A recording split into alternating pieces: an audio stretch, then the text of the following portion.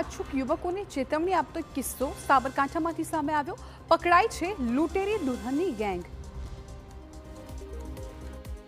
હિંમતનગરમાં લગ્નના બહાને છેતરતી ગેંગને પોલીસે પકડી પાડી।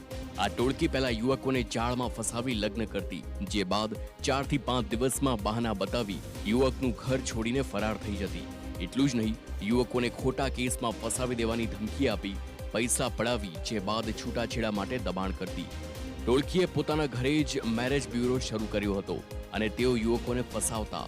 આ મામલે હિંમતનગરના ભોગ બનેલ એક યુવકે હિંમતનગર પોલીસમાં ફરિયાદ નોંધાવી, જે બાદ પોલીસે 4 આરોપીઓને ઝડપી લીધા, જ્યારે હજુ 5 મહિલા આરોપીઓ પોલીસ પકડથી બહાર છે। એકાદ મહિનામાં જ છોકરીઓ કે ભાઈ અમને નાના બહાના બતાવે કે ભાઈ જમવાનું સંતાડી રાખે છે, ઘરે ફાવતું નથી, એમ કરીને અમારે છૂટાછેડા લેવા છે એવું પ્રેશર કરે। છૂટાછેડા ના આપે તો કાયદાકીય કાર્યવાહી કરવાની ધમકી આપે। એટલે જે પણ મેરેજ કરેલા વ્યક્તિઓ હોય એ એમને છૂટાછેડા આપી દેતા હતા।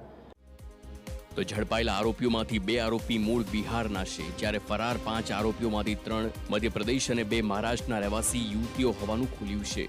આ ટોળકીએ ગુજરાત બહાર રાજ્યોમાં પણ યુવકોને પોતાની જાળમાં ફસાવતા હોવાની આશંકાએ તપાસ હાથ ધરી।